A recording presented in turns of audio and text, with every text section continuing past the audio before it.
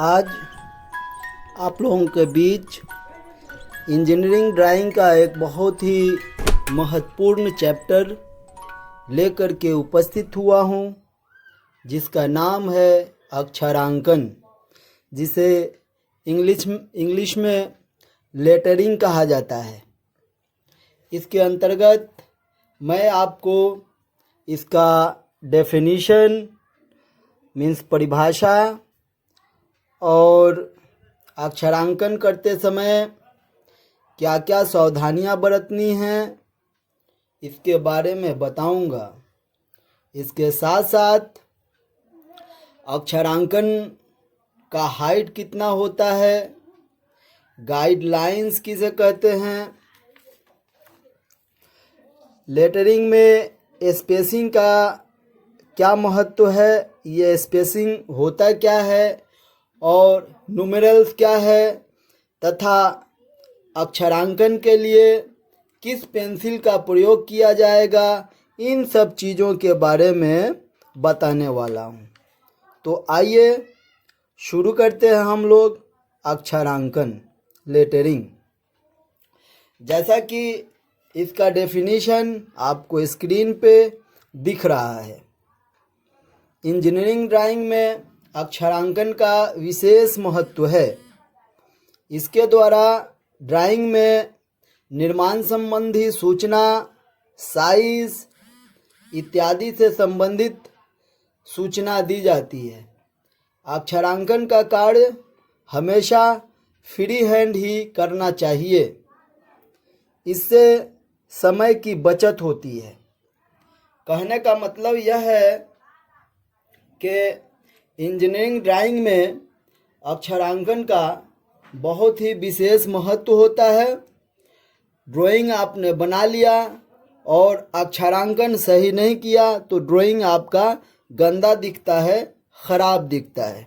Drawing बनाने के पश्चात जो हम लोग उसमें ड्राइंग से रिलेटेड आवश्यक इन्फॉर्मेशन देते हैं, उसी को हम लोग अक्षरांकन कहते हैं। ठीक है, अब आइए देखते हैं अक्षरांकन करते समय क्या क्या सावधानियां हमको बरतनी है। देखिए स्क्रीन पे दिख रहा है कि अक्षरांकन हमेशा सिंगल स्ट्रोक में करना चाहिए। सिंगल स्ट्रोक अक्षरांकन जो है सिंगल स्ट्रोक में करना चाहिए। अक्षरांकन दो प्रकार का होता है, जैसा कि आपको पता है, सिंगल स्ट्रोक और डबल स्ट्रोक। सिंगल स्ट्रोक का क्या मतलब होता है? सिंगल स्ट्रोक का मतलब जो है इस तरीके से, अगर आप पेन को चला रहे हो एक बार में ऐसे, तो ये सिंगल स्ट्रोक है। उसी तरीके से हम ये लिख रहे हैं, देखिए ये आपका सिंगल स्ट्रोक है, इसको सिंगल स्ट्रोक बोलते हैं। और डबल स्ट्रोक का मतलब इस तरीके से, देखिए कैसे डबल स्ट्रोक, दो बार हम लोग पेन चलाते हैं, इसको हम लोग डबल स्ट्रोक बोलते हैं। ये है डबल स्ट्रोक। ठीक है, ये सिंगल स्ट्रोक और ये डबल स्ट्रोक। तो हमेशा जो है इस स्टाइल में हमको अक्षरांकन करना है, सिंगल स्ट्रोक में करना है, इसका मतलब यही हुआ। ठीक है, अक्षरों को लिखने के लिए गाइडलाइन का प्रयोग किया जाता है। अक्षरों को लिखने के लिए गाइडलाइन का प्रयोग, देखिए हमने यहाँ पे एक ड्राइंग शीट का फॉर्मेट बनाया है और अक्षरों को हमने यहाँ पे लिखा है। देखिए यहाँ पे जो हमने इसका हेडिंग दिया है, यहाँ देखिए ये जो हेडिंग है, इस हेडिंग में हमने यहाँ देखिए बारीक जो है लाइन खींचा है, इसी के अंदर अक्षर को लिखे हुए हैं। इसी लाइन को हम लोग गाइडलाइन बोलते हैं। तो जब भी आपको कोई अक्षर लिखना है ड्राइंग में, ड्राइंग शीट पर, तो आपको गाइडलाइन का प्रयोग करना है। ये वाला गाइडलाइन है, इसका प्रयोग करना है। ठीक है, आगे है, आमतौर पर सभी अक्षर कैपिटल लेटर में ही लिखना चाहिए। जो भी आप इंजीनियरिंग ड्राइंग शीट पे लेटर लिख रहे हैं, सभी कैपिटल अक्षर में ही लिखना है। देखिए यहाँ पे हमने एक टाइटल ब्लॉक बनाया है। इस टाइटल ब्लॉक में जो भी मैंने लेटर्स लिखे हुए हैं, ये सारे कैपिटल लेटर्स में है, कोई स्मॉल में नहीं दिख रहा है।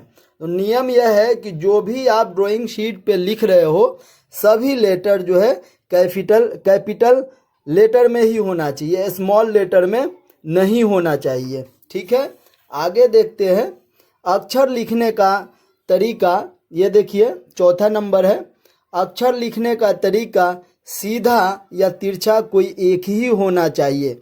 मतलब समझ रहे हैं, इसका मतलब यह हुआ कि जो भी आप अक्षर लिख रहे हो, अक्षरों को लिखने का 3 स्टाइल है। देखिए कौन कौन सा, यहाँ देखिए मैं समझा रहा हूँ। एक जो है दाहिने तरफ ऐसे झुका करके, ठीक है, दाहिने तरफ जो आप ये झुका रहे हो तो यहाँ से इसका एंगल देखोगे तो ये 75 डिग्री का बनना चाहिए। ठीक है, तो दाहिने तरफ अक्षर झुकाते हैं 75 डिग्री का बनता है। और एक स्टाइल जो है हम लोग सीधे लिखते हैं, ये वाला, तो सारा अक्षर जो है सीधे 90 डिग्री पे ही लिखा होना चाहिए। एक स्टाइल जो है ऐसे हम लोग फॉलो करते हैं, बाएं साइड में अक्षरों को झुका के लिखते हैं। तो जब बेस लाइन से इसका डिग्री देखा जाता है तो 105 डिग्री पे यह होता है। इन तीनों में से हम किसी एक को ही चुनेंगे। ठीक है, अक्षरांकन करते समय इन तीनों में से हमें एक को ही चुनना है। ऐसे नहीं कर देना है कि 2 अक्षर हमने दाहिने झुका दिया, 2 अक्षर बाएं झुका दिया, 1 अक्षर सीधा लिख दिया। इस तरह से अक्षर जो है हमारा खराब हो जाता है। इसलिए जब भी आपको लिखना है ड्राइंग शीट में हमेशा एक स्टाइल को फॉलो करना है, चाहे वह दाहिने तरफ झुका हुआ हो। अगर दाहिने तरफ झुका के लिखते हैं तो 75 डिग्री पे लिखना है, और बाईं तरफ झुका के लिखते हैं तो 105 डिग्री पे आधार लाइन से झुका के लिखना है, और सीधा लिखना है तो 90 डिग्री पे सभी अक्षर होना चाहिए। जैसा कि इसमें ड्राइंग शीट में मैंने लिखा हुआ है, देखिए यहाँ पे मैंने लिखा है गवर्नमेंट ITI मढ़ौरा सारण। तो जो भी अक्षर मैंने लिखा है सबका झुकाव दाहिने तरफ 75 डिग्री पे दिए हुए हैं। ऐसा मैंने नहीं किया है कि कुछ अक्षर को दाहिने झुका दिया और कुछ अक्षर को बाएं झुका दिया, कुछ को सीधा लिख दिया। इससे जो है ड्राइंग शीट हमारा भद्दा दिखने लगता है। इसीलिए जब भी आप ड्राइंग शीट बनाओ हमेशा यह कोशिश रहे आपका कि सभी का झुकाव एक ही तरफ होना चाहिए, या 90 डिग्री पे हो या 105 डिग्री पे हो, और दाहिने तरफ अगर झुका रहे हैं तो उसका जो डिग्री होगा वो 75 डिग्री पे दाहिने तरफ झुका होगा। मैंने इसमें जो भी लिखावट किया हुआ है, जो भी मैंने इन्फॉर्मेशन दिया हुआ है, सारा कैपिटल लेटर में और दाहिने तरफ लिखा हुआ है। ठीक है, ओके, चलिए आगे चलते हैं हम लोग। सभी अक्षर का साइज और अनुपात एक जैसा होना चाहिए। यहाँ देखिए जो भी अक्षर मैंने लिया हुआ है सभी का हाइट जो है मेंटेन किया हुआ है, एकदम सेम हाइट है। इसमें कहीं 1 mm 2 mm या 0.5 या 0.1 mm इधर उधर नहीं है, हाइट सबका सेम है। ठीक है, और चौड़ाई भी सबका सेम होना चाहिए। ठीक है, देखिए यहाँ पे मैंने लिखा है एप्लीकेशन में देखिए सभी अक्षरों का चौड़ाई या हाइट एक समान होता है। अगर हाइट ज़्यादा है तो देखिए सबका एकदम एक समान है, चौड़ाई एक का जितना है उतना ही चौड़ाई इन सभी अक्षरों का है। ठीक है, तो ये आपको अक्षर लिखते समय ड्राइंग में ध्यान रखना है। छठा देखिए सभी अक्षरों के बीच में गैप उचित होना चाहिए। मतलब जो भी आप अक्षर लिख रहे हो सबके बीच में गैप जो है सही बराबर रखना है। जैसे देखिए यहाँ पे मैंने गवर्नमेंट लिखा है तो सबके बीच में जो गैपिंग है वो सब बराबर है। ITI में गैपिंग बराबर है, मढ़ौरा जो मैंने लिखा है इसमें भी बराबर गैपिंग हमने दिया हुआ है। ठीक है, जो भी अक्षर मैंने लिखा है सब में बराबर गैपिंग है, आपको भी बराबर गैपिंग देना है। सभी अक्षर, सातवां है सभी अक्षर एक दूसरे के समानांतर होना चाहिए। अगर आप सीधा लिख रहे हो तो सीधा में भी सभी अक्षर एक दूसरे के पैरेलल होना चाहिए, या दाहिने तरफ झुका के लिख रहे हैं तो सभी अक्षर दाहिने तरफ झुका के लिखना चाहिए। देखिए मैंने सभी अक्षर दाहिने तरफ झुका के लिखा है। और सभी एक दूसरे के पैरेलल हैं, समानांतर हैं। ये देखिए, ए पी के समानांतर है, पी के समानांतर है, एल आई के समानांतर है, आई एल के समानांतर है, आई सी के समानांतर है, सी ए के समानांतर है। मतलब सभी अक्षर एक दूसरे के समानांतर लिखना चाहिए। ठीक है, ओके। इस तरीके से हमने देखा कि अक्षरांकन करते समय क्या क्या सावधानियां हमको बरतनी है। अब आइए देखते हैं हाइट ऑफ द लेटर्स। अक्षरांकन करते समय हमें अक्षरों की ऊंचाई क्या रखनी है, इसके बारे में मैं आपको बताने जा रहा हूँ। देखिए यहाँ पे दिख रहा है main title of the drawing sheet. जो ड्राइंग शीट का मेन टाइटल होता है वो 12 mm से लेकर के 6 mm तक दिया जाता है। जैसे यहाँ पे मैंने टाइटल ब्लॉक बनाया है। इस टाइटल ब्लॉक में जो हमारा मेन टाइटल है वह है गवर्नमेंट ITI मढ़ौरा। तो इसका यह हेडिंग हो गया। हेडिंग जब भी होना चाहिए ड्राइंग शीट में वह बड़ा होना चाहिए। तो जैसा कि थ्योरी में बताया जा रहा है कि 12 mm से लेकर के 6 mm होना चाहिए। देखिए ये जो हेडिंग है इसका गवर्नमेंट ITI मढ़ौरा, ये आपको खुद सेलेक्ट करना है कि 12 mm का लिखना है या 10 mm का लिखना है या 11 mm हाइट का लिखना है या 6 mm हाइट का लिखना है या 8 mm हाइट का लिखना है। कम से कम आपको 6 mm तक हाइट में हम लोग हेडिंग लिखते हैं। इसके बाद यहाँ देखिए टाइटल लिखा हुआ है एप्लीकेशन ऑफ लाइंस। यह है सब हेडिंग, सब टाइटल। तो टाइटल जो है सबसे बड़ा होता है, ठीक है, और इससे थोड़ा सा छोटा यह होता है जो सब टाइटल होता है। तो आइए देख लेते हैं सब टाइटल का हाइट कितना होना चाहिए। यहाँ देखिए, यहाँ जो है सब टाइटल का हाइट 3 mm से लेकर के और 6 mm तक रखना है। इसमें से किसी एक को ही फॉलो करना है, ओके। इसके बाद हम तीसरा देखते हैं नोट्स। जो नोट्स लिखते हैं, शेड्यूल, मटेरियल्स या डायमेंशनिंग देते हैं, उसको हम लोग 3, 4 और 5 mm में भी लिखते हैं। जो मैटर लिखते हैं हम लोग, जैसे यहाँ पे मैंने मैटर लिखा है, ठीक है, ये है। इसमें जो हमने मैटर देना है ये सारा जो है आपको 3, 4 या 5 mm में लिखना है। देखिए जैसे ये हेडिंग हो गया हमारा, सबसे ऊपर हेडिंग रहता है तो हेडिंग हमने 12 लिखा हुआ है। देखिए उससे छोटा ये मैटर जो लिखना है तो उससे छोटा हमको ये मैटर लिखना है ड्राइंग में, ठीक है। टॉलरेंस, टॉलरेंस जो है हमेशा 2 और 3 mm के बीच में होना चाहिए। जो टॉलरेंस होता है ड्राइंग में पार्ट्स के ऊपर जो छूट दी जाती है वर्करों के काम करने के लिए, उसको हम लोग टॉलरेंस बोलते हैं। तो टॉलरेंस जो हमेशा 2 और 3 mm के बीच में रहना चाहिए। अब आइए आते देखते हैं गाइडलाइंस। ये गाइडलाइंस होता क्या है? अक्षरों की ऊंचाई एक समान रहे इसके लिए हम लोग गाइडलाइन देते हैं। जैसे कि इस सीट में हमने गाइडलाइन दिया हुआ है। देखिए यहाँ पे अक्षर लिखने के लिए हमने एक बारीक लकीर, पतली लकीर खींची हुई है। इन दोनों लकीरों के बीच में इन अक्षरों को मैंने लिखा है। देखिए यहाँ पे इन्हीं दोनों लकीर को, इन्हीं दोनों लाइनों को हम लोग गाइडलाइन कहते हैं, ठीक है। इससे फ़ायदा यह होता है कि अक्षरों का जो चौड़ाई है वह एक समान होता है और इसका हाइट भी एक समान होता है। सभी अक्षर एक जैसे लिखे जाते हैं। इसमें गाइडलाइन देने का यही फ़ायदा है। तो ड्राइंग में जब भी हम सभी को लिखना होगा तो हमें गाइडलाइन दे के ही लिखना चाहिए। बिना गाइडलाइन का अक्षर ख़राब हो जाते हैं और हाइट मेंटेन नहीं रहता है, ठीक है। आइए अब हम लोग देखते हैं लेटरिंग में स्पेसिंग क्या है। लेटरिंग में स्पेसिंग क्या है, मतलब अक्षरांकन में स्पेसिंग क्या है। अक्षरांकन करते समय अक्षरों के बीच में एक दूसरे के मध्य जो अंतर रखा जाता है उसको स्पेसिंग कहते हैं। जो हम लोग अक्षर लिखते हैं, जैसे मैंने यहाँ पे लिखा हुआ है ये अक्षर, देखिए अक्षरों के बीच में जो गैपिंग होता है इसी गैपिंग को हम लोग स्पेसिंग कहते हैं, ओके।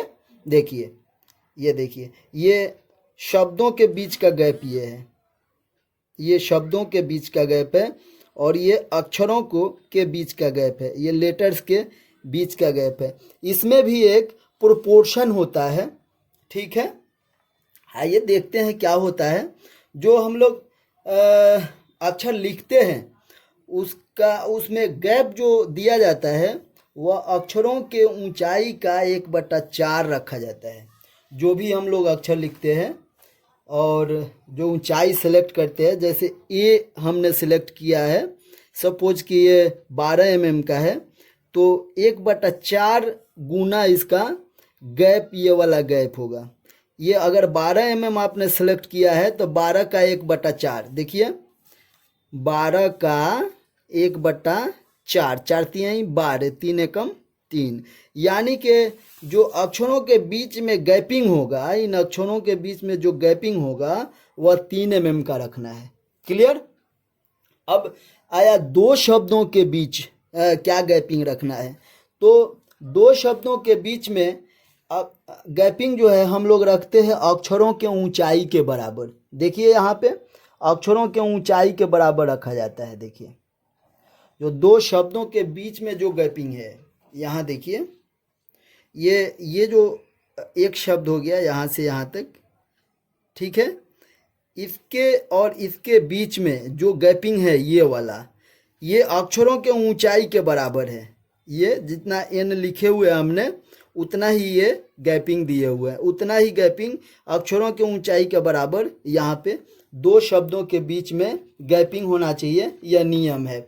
उसी तरीके से दो वाक्यों के बीच में कितना गैपिंग होना चाहिए। दो वाक्यों के बीच में हम लोग अक्षरों के ऊंचाई का दुगना गैपिंग रखते हैं, ठीक है। कितना रखते हैं? 2 गुना। इस तरीके से हमने अभी समझा है कि लेटरिंग में अक्षरांकन में स्पेसिंग क्या चीज़ होता है। अब आइए हम लोग देखते हैं नोमेरल्स। क्या? नोमेरल्स। नोमेरल्स का मतलब संख्यांक होता है। जो हम लोग 0 से 9 तक संख्याएं लिखते हैं इसी को हम लोग नोमेरल्स कहते हैं, ठीक है। तो आपको इंजीनियरिंग ड्राइंग के फील्ड में आपको नोमेरल्स भी लिखना आना चाहिए। इसी के द्वारा हम लोग ड्राइंग में जो भी डायमेंशन देते हैं नोमेरल्स के द्वारा ही देते हैं। अगर आपको नोमिनल संख्यांक सही लिखने नहीं आता है और ड्राइंग पे सही नहीं लिखते हैं तो काम करने वाला आपके संख्यांक को देख के समझ नहीं पाएगा तो कि कितना लिखा हुआ है और कंफ्यूज होगा। नतीजा यह होगा कि मज़दूर जो टेक्नीशियन है वह गलती कर बैठता है ड्राइंग को पढ़ने में। इसलिए जब भी नोमिनल्स को लिखें हमेशा साफ और सुंदर लिखें। इसको भी लिखने का तरीका है जो मैं आने वाले अपना वीडियो जो बनाऊंगा उसमें आपको नोमिनल्स को लिख करके बताऊंगा। अब आइए देखते हैं कि लेटरिंग कितने प्रकार का होता है, अक्षरांकन कितने प्रकार से लिखते हैं। अक्षरांकन जो है हम लोग 3 तरह से लिखते हैं। कौन कौन सा तरीका है? एक जो है सिंगल स्ट्रोक लेटरिंग, जैसा कि मैंने शुरू में बताया था आपको। इस तरीके से सिंगल स्ट्रोक कैसा होता है? ऐसा, जैसा कि शुरू में मैंने बताया था इस तरीके का सिंगल स्ट्रोक है। और यह है डबल स्ट्रोक, ठीक। और तीसरा होता है पहला सिंगल स्ट्रोक लेटरिंग, दूसरा डबल स्ट्रोक लेटरिंग और तीसरा इंक्लाइन लेटरिंग। इंक्लाइन का मतलब होता है इस तरीके से तिरछा। तो तिरछा हम जो भी लिखेंगे हमेशा आपको आधार लाइन से 75 डिग्री पे लिखते हैं। आने वाला जो वीडियो होगा उसमें मैं बताऊंगा आपको कि अक्षरांकन कितने प्रकार का होता है और कैसे लिखा जाता है, ठीक है।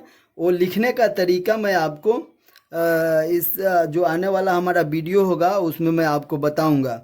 अब आइए देख लेते हैं कि अक्षरांकन करने के लिए किस पेंसिल का प्रयोग किया जाता है।